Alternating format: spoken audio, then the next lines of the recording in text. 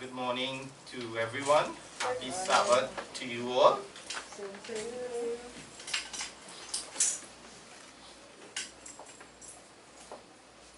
Brethren, has any one of you seen the movie Tikka? And I'm going to put up a picture now of that.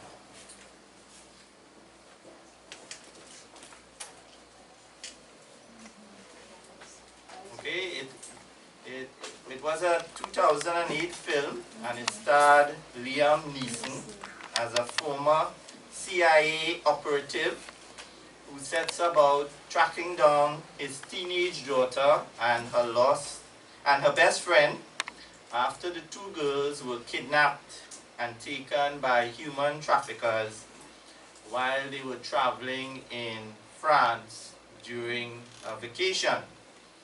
Now, it was a very popular film, and it grossed over $226 million.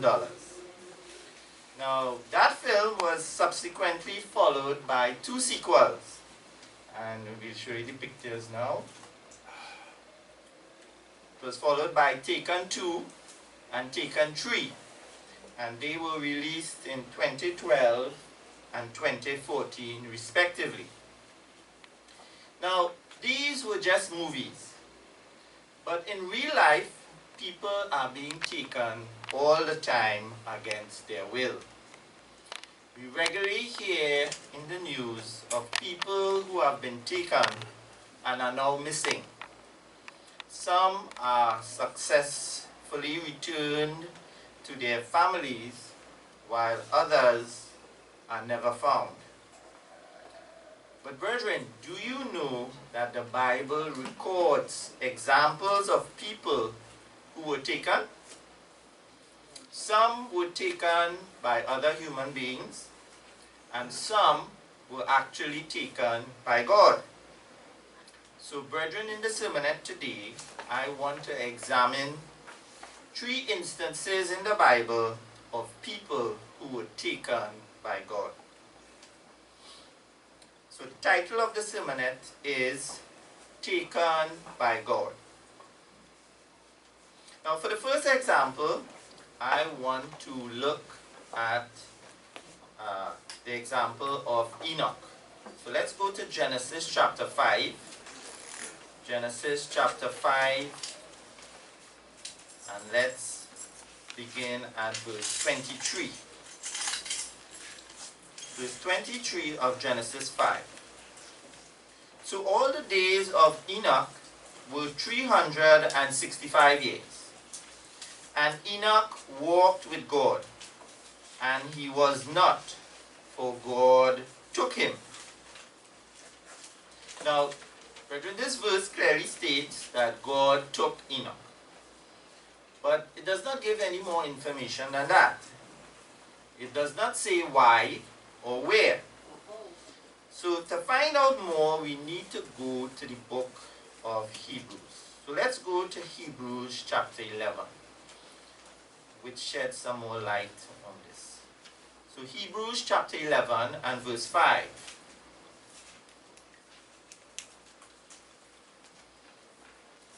And verse 5 says, by faith Enoch was taken away, so that he did not see death, and was not found because God had taken him.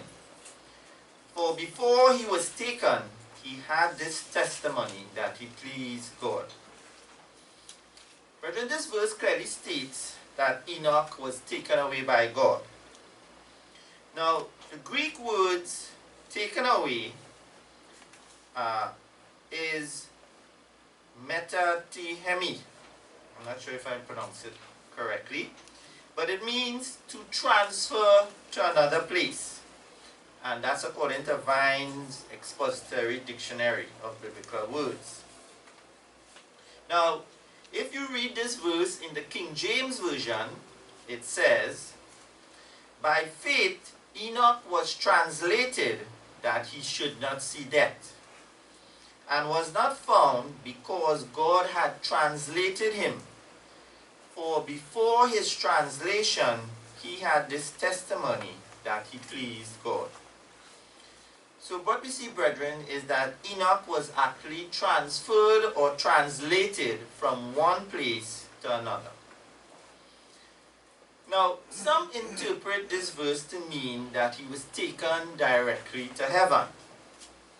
Now, we know that belief cannot be correct, because in John chapter 3, Jesus clearly states that no one has gone to heaven.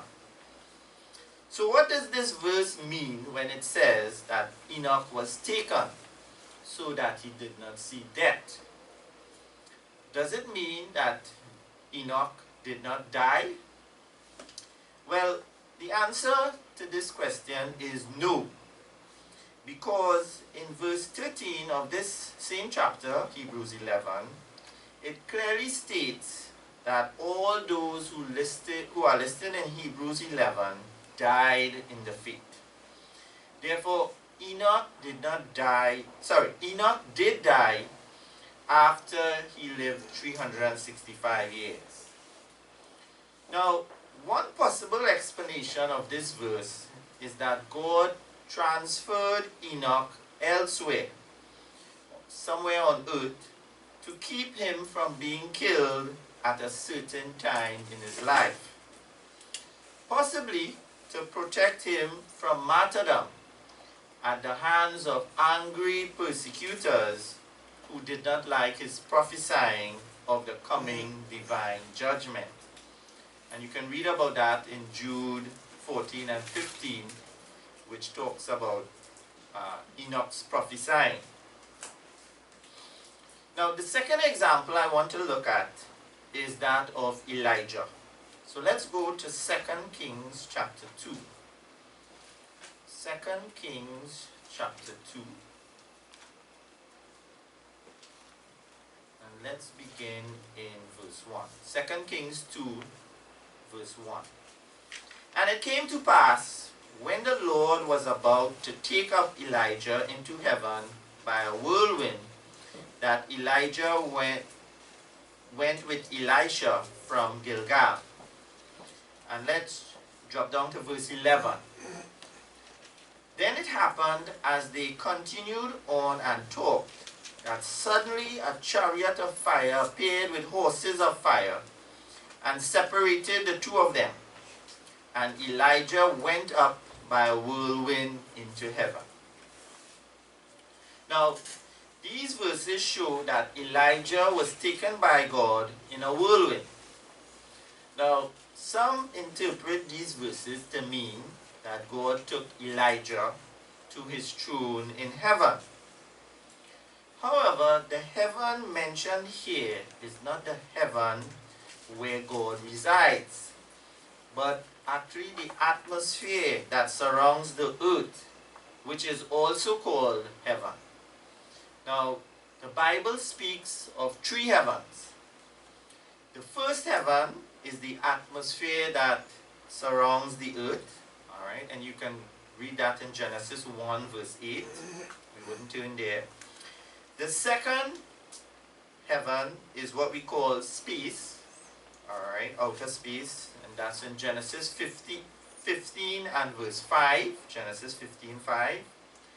And the third heaven is the location where God's throne is. And you can read of that in 2 Corinthians 12 and verse 2. So, brethren, the heaven that is mentioned here is actually the first heaven. And that is the atmosphere where the clouds are. So Elijah was supernaturally transported to a different location on earth through the heaven of the earth's atmosphere. Now, this is further confirmed in 2 Chronicles chapter 21 and verses 12 to 15, where it records Elijah writing a letter to King Jehoram of Judah several years later, after he was translated in the whirlwind. Now, these two examples of God taking individuals all occurred in the past.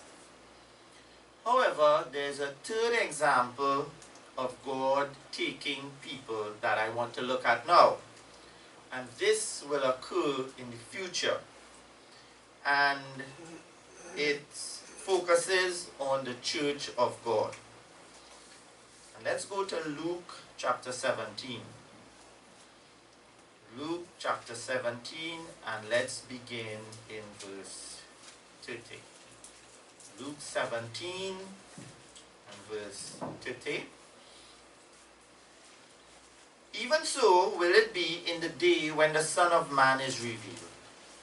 In that day, he who is on the housetop and his goods are in the house, let him not come down to take them away. And likewise, the one who is in the field, let him not turn back. Remember Lot's wife. Whoever seeks to save his life will lose it, and whoever loses his life will preserve it. I tell you, in that night there will be two men in one bed.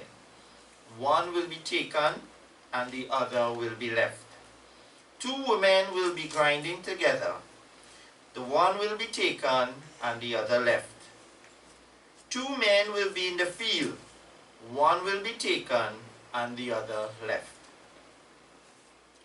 Brethren, so what we see is that just before the return of Christ, some people will be taken by God, just like in the past.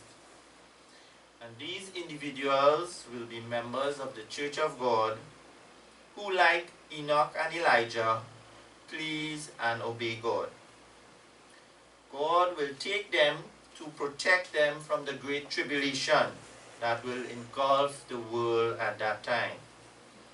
And God will translate them to a location on earth where God says he will protect his church for 3.5 years in what is commonly called the place of safety.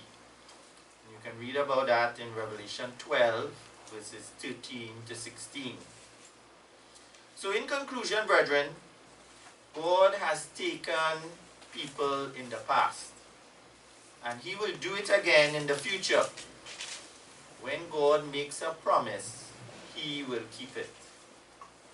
And brethren, these things have been written for us, on whom the end of the ages have come, so that we can have the hope and confidence that God will take care of his people in the midst of the coming tribulation.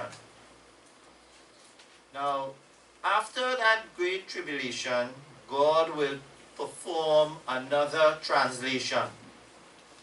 And brethren, that ultimate final translation that God will perform at the end of this age will occur at the 7th trumpet blast, when God will translate the church of God into the kingdom of God as spirit beings in the family of God.